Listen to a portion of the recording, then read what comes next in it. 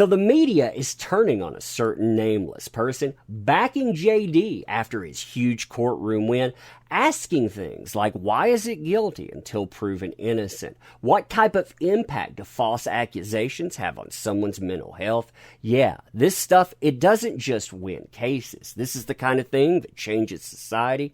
You and I, we're going to talk about this today. Oh, fun times, huh? Fun times indeed.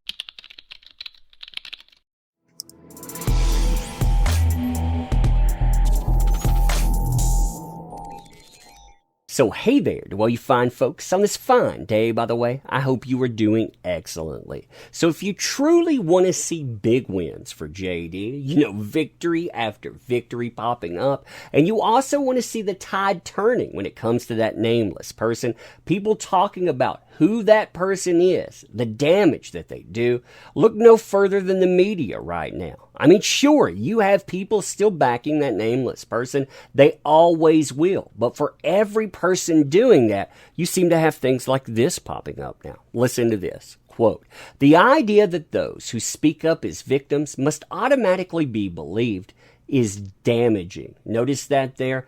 Is damaging. That doesn't walk lockstep with hashtag listen and believe, especially when it can possibly cost somebody not only their career, but make a great impact on their mental health.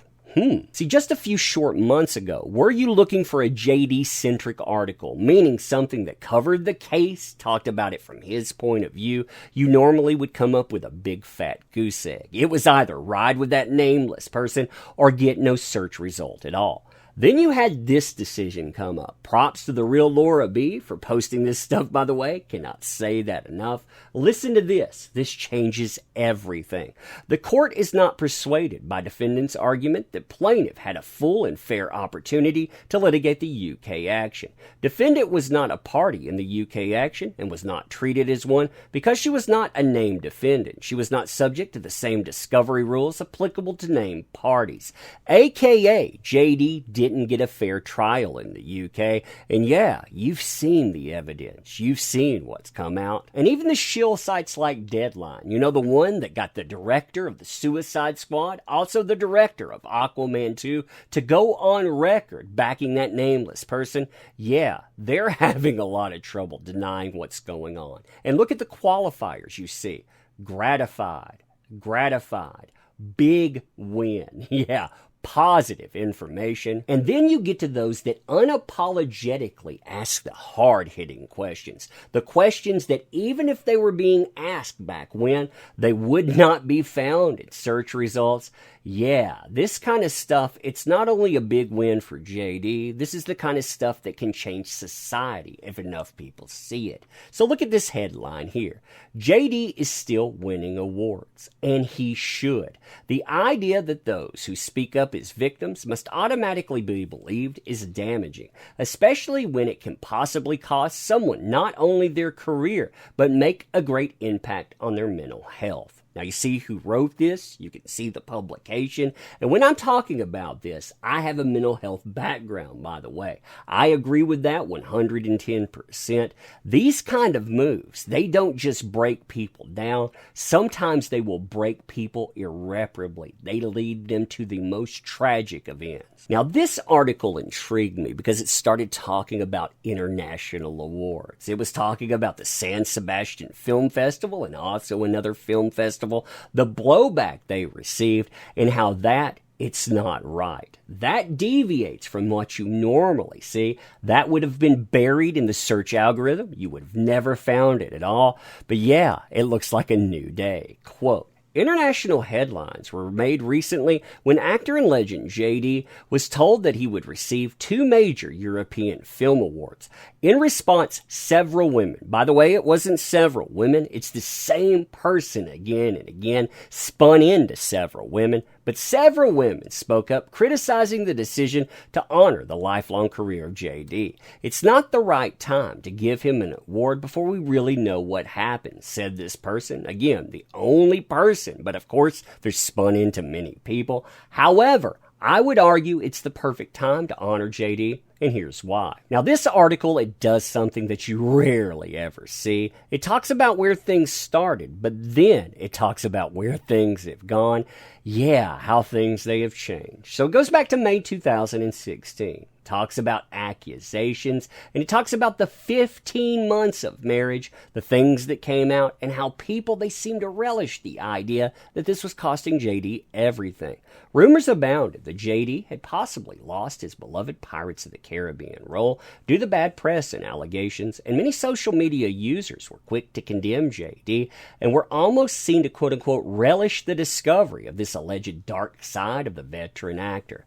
Then they talk about him maintaining his innocence, trying to take the Sun to task, him losing in the UK, and them noting it was not a criminal trial. He has never been convicted. Heck, he has never been brought before anyone to even face criminal action.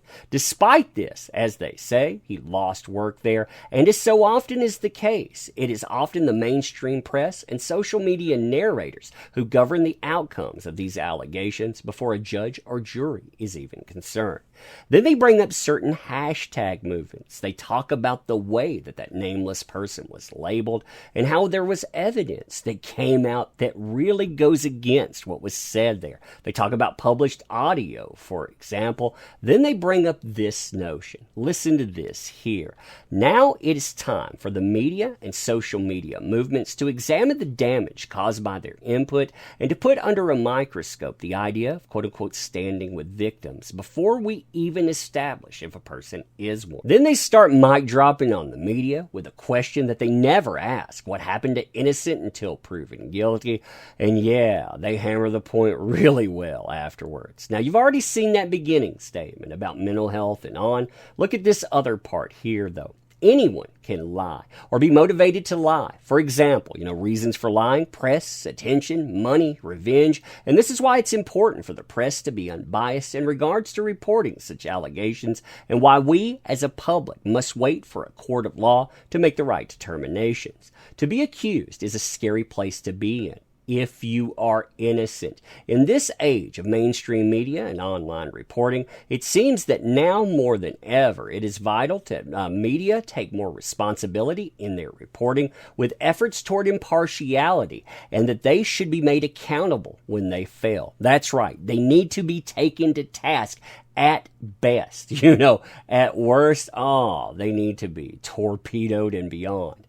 Equally important are the users of social media themselves, like us, who have a name allegation trending within moments on various sites, spreading like a virus and shaping public opinion before the accused even has a chance to defend themselves. At this point in time, JD still deserves to be offered work. He still deserves to be honored for his accomplishments. To suggest otherwise hints at something altogether darker about our world, that a person must be punished even if they have not been found guilty of any crime. Yeah, did you think just a couple of months ago you would see something like that, calling out the media, calling out the insanity, saying we need to change or else? But anyway, let me know what you think about this. As always, too, appreciate the heck out of you. You make this stuff work. Thank you.